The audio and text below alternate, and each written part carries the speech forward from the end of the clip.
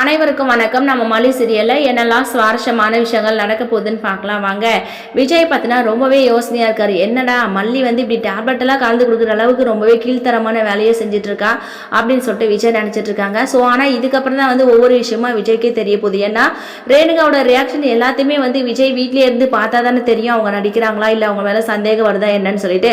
ஆனால் விஜய் வந்து அதையெல்லாம் எதுவுமே பார்க்காம மல்லி செய்கிறது தப்பு, நீ ஏன் இப்படிலாம் செய்கிற அப்படின்னு சொல்லிட்டு மல்லியை கண்டிக்கிறாரோ தவிர ரேணுகா நடந்துக்கிற விஷயத்தை பற்றி அவர் எதுவுமே வந்து யோசிச்சு கூட பார்க்கலாம். பட் ஆனால் இன்னும் கொஞ்ச நாளில் கதிரேசனுக்கும் வந்து தெரிய போகுது. அது மட்டும் இல்லாமல் இந்த டெண்டர் வந்து கதிரேசன் யாருக்காகவும் விட்டு கொடுக்கூடாது, நமக்கு தான் கிடைக்கணும் அப்படின்னு சொல்லிட்டு கதிரேசன் நினச்சிட்டு இருக்காங்க. ஆனால் இதுக்கு போட்டியாக ராஜேஸ்வரி ஒரு பக்கம், இன்னொரு பக்கம் ரகு ஒரு பக்கம் சுற்றிட்டு இருக்காங்க.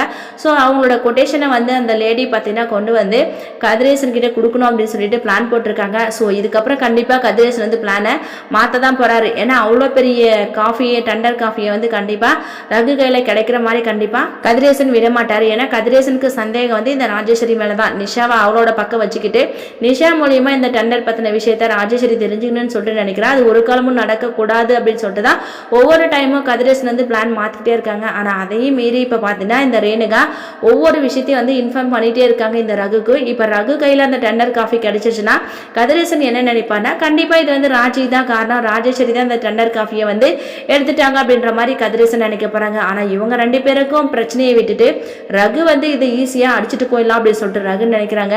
ஆனால் அதுக்கு முன்னாடி உண்மை என்னன்னு சொல்லிட்டு கூடிய சீக்கிரத்தில் கண்டுபிடிக்க தான் போகிறாங்க. ஸோ இப்போ மனோகர் பார்த்தீங்கன்னா அந்த ரேணுகா வந்து ஃபோன் வந்ததுமே நீ போய் பேசி சொல்கிறாங்க. ஆனால் ரேணுகா வந்து நடிக்கிறாங்க. மனோகருக்கு சந்தேகம் அதிகமாக வந்துக்கிட்டே இருக்குது. இப்போ ஒவ்வொரு டைமும் சாமி கிட்ட பேசுகிறேன்னு சொல்லிட்டு பேசுகிறா. அப்போ இவ யார்கிட்ட தான் பேசுவா அப்படின்னு சொல்லிட்டு மனோகர் யோசிச்சுட்டு இருக்காங்க. எப்படியும் இப்போ ரேணுகா வந்து அந்த ரகு கிட்ட பேசின விஷயத்த கண்டிப்பாக மனோகர் வந்து கேட்கறதுக்கு வாய்ப்புகள் அதிகமாகவே இருக்குது. ஏன்னா ரேணுகா ஃபோன் எடுத்துகிட்டு போகும்போது அவள் போகிறாளா இல்லையா அப்படின்றத வந்து பார்த்துக்கிட்டே தான் இருக்காரு மனோகர். இதை தெரிஞ்சுக்கிட்ட ரேணுகா வந்து நீ எதுக்காக நிற்கிற போ அப்படின்னு சொல்லிட்டு மனோகரை தான் துரத்துறாங்களே தவிர அவங்க வந்து ஃபோன் பேசல. எப்படியும் ஏதாவது ஒரு விதத்தில் மனோகர் வந்து அதை பார்க்க தான் போகிறாங்க. பார்த்து உண்மை என்னன்னு சொல்லிட்டு கண்டுபிடிக்க தான் போகிறாங்க.